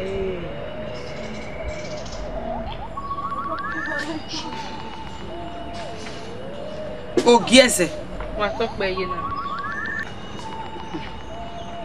Metobi me. Ina buwe ga di nwoke. Do hama wewe. Egewe sene. No ga di owa. Ugude. Ewe na hinanya. Ure mana. Egbuera gbon. Ila mela o. Ya bo meje la gugu. Me meje. E ti ro mo ri onyu do gbogbora menuta.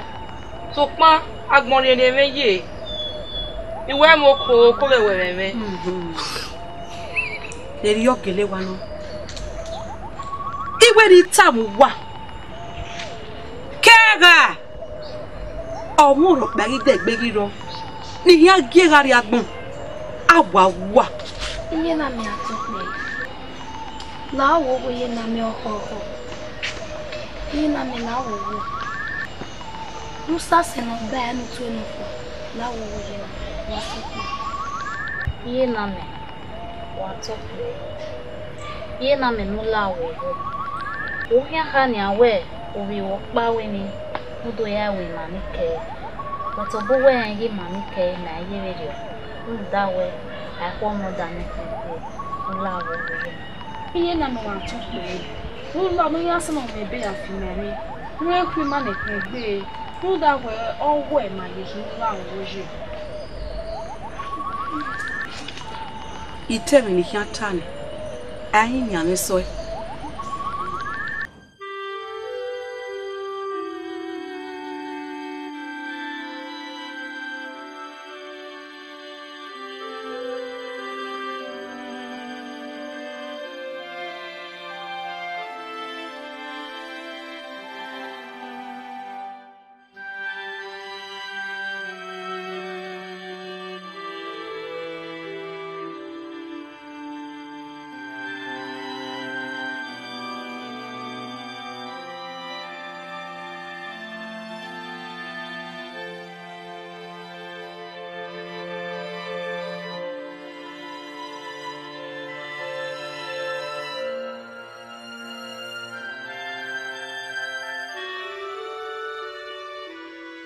Na kwe mi na naji.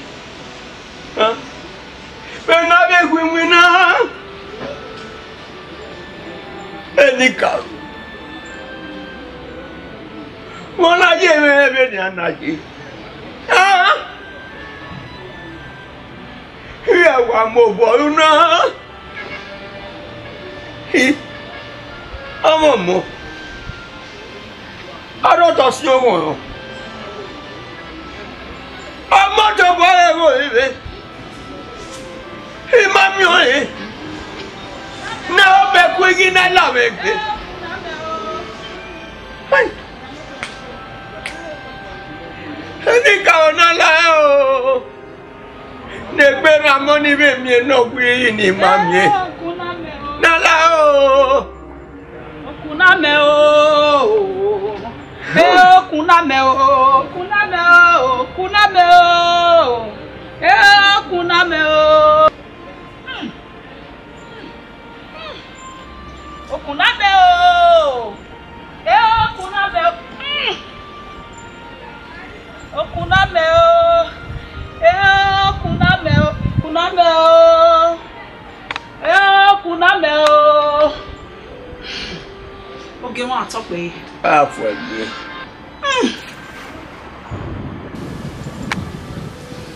Enoge. Unenika ogie. Eido kama wena. Enika we woki no weworio. Enoge. Ben wena ewe enika o. Iya mudia ke we gbegbe. Ni ahia na gu ede. Oge ma. Emire amamie kamo Awenu we yo. No si nega do levare. Ekporio. Natana, Arita. Enika owe numwe gbe toto. O money ne gbe maran, egbe garan you waka Enika o. Noge, Enika ogie. Na hi. I want to see on Coco. Ge, Emiya Oraduna. I won't be again. I can't be ogie or Alagoya Kore. What was it? What was it? I hope I ain't knocking. They're bringing an end. Go away. Kunameo! Kunameo! Kunameo! Where's it? kuname o kuname o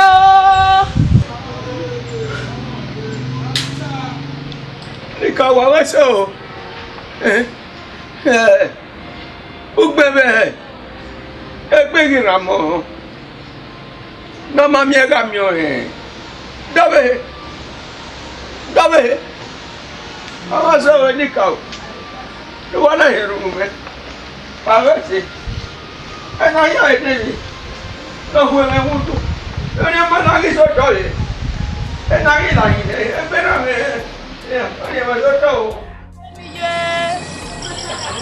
nula wowo nula o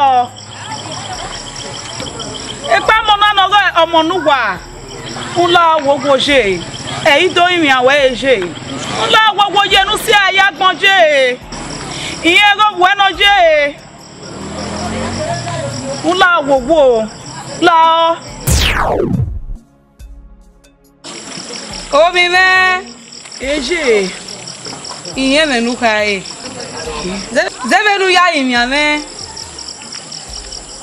ìgá sọ̀mọ́ ni ẹnu ẹ̀ kákíyàn.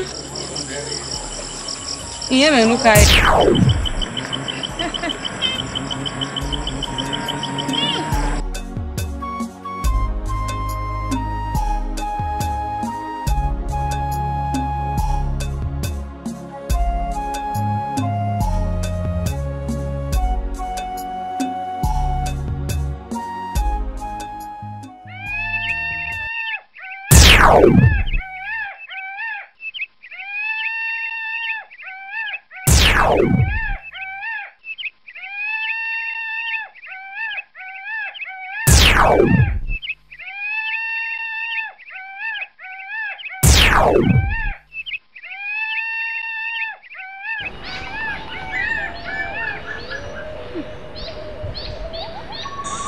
Baba Nania, ọmọ nu wà yóò na gé ẹ̀yìn náà hàn. Dọ́nà èdè àná.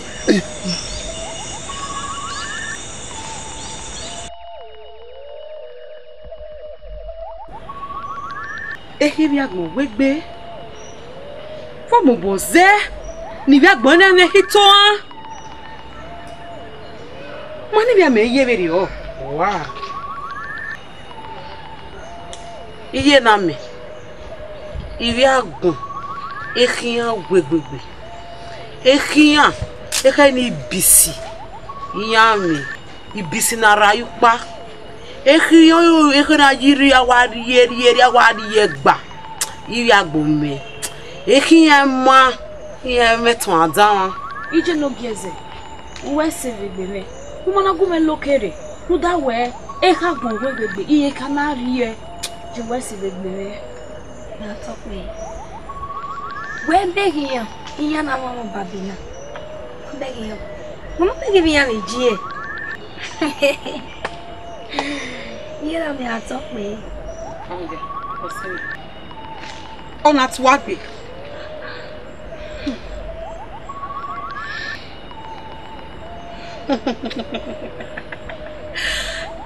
Wa begi ya na. Egi. Wasula ko yan. Ubike ya wasula yan omi ya tuwabe.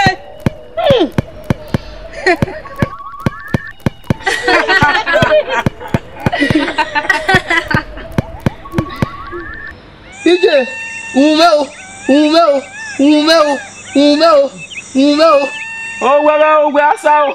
Ogwe asa. Ijo. Edamere. Idekwe asa le quoi. Edamere o. Oyaba.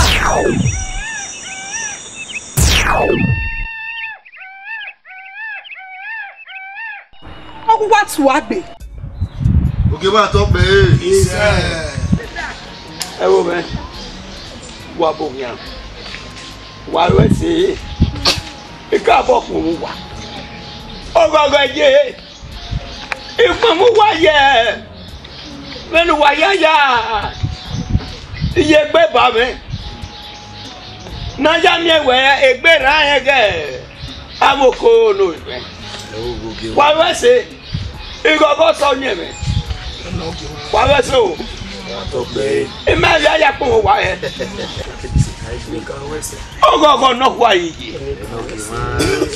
wa mi go aseti wa we se wa gere e de na nia e na we ni tu wa ya isegwe ni go wa yeti no wari ejo be ni tin ja so ni gbe yara ma wa di awo gima oge ma to pe Ebo wa de godo twe o ki apaloko Ebo wa de godo twe o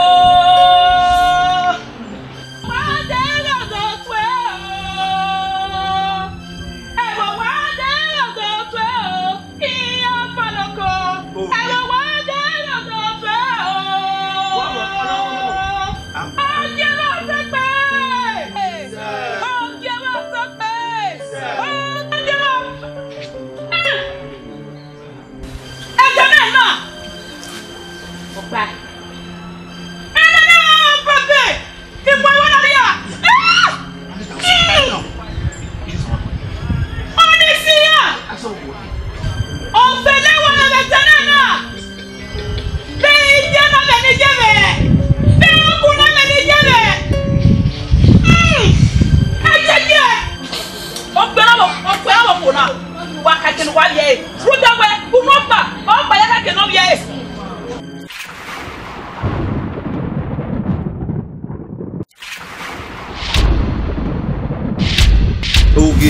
eno gi atok pe won lagogo e mo me ni mo e wa tomo wa lagogo o manu gbe ya ebi no so le bona manu gbe ya ma o kari ani mo bona ria wa lagogo wa le go wa lagogo wa la eno gi atok pe e mo wa lagogo ali gbe na saka no me ti bi e ma na mo e ko ri amasi enwo ma no wa lagogo ya bo me wa le kwe loge olagogo ma mo ki o fe yari no nugo agbo o giri wa komo na se na wa iki o wa isi go aga ye keke wa iwuge wa no gwe ya no na wu yeke ma na no abi da osa ni olugbo ya iye ma no riko wa ga ni ala bi aso no wa no ya ba ke mo ya mo na ria wa lagogo wa jene o ki ave o sa lo kwa o wa sa lo o ba lo gbe o e ma takele no mo e no ma e wo to aso e ma ya no ima te wa mo gbe ma ya mo e wo na ria wa ma mo e ya bo ani o da fo me ida osa o e pa e yani no wa e no wo to ija ame daso o ke ma to pe awon kan me no ta to pe to da digo you ala digo o ke ma to pe awon kan me okun mi o ke jeri o o mi iye mi e na roko jeli gbara o ke ma to pe na la o iteme mi ni get ta wa daji o le me ta Ijime. Hello.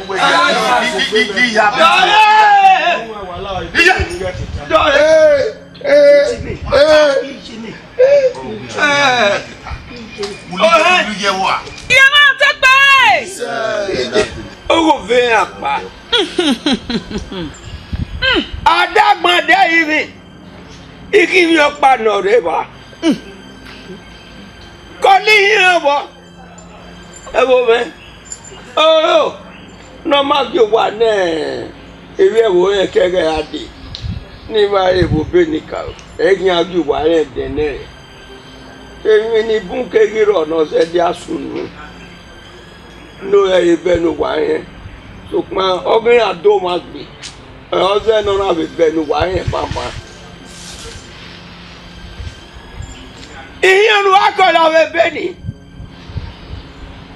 So we hear what like me. Yak botoge binyon. Botoga ranwa. Iya subawa. Iya ege ni ya karakwo. Iyeke ba. Dala ye ba poto. Ogi we han. Oni na go we ta yin ha yi. Edi ba e wo be ni wan e no bi e ga di be na. Ye du yan we yan la. Ayin ha yi. Oge ba to be. Isa. Wala gogo. Wa yo boda o. Ogo bi a. Ala wa e. Ala kwa o. Wa bi yan yan. Wa bi yan le.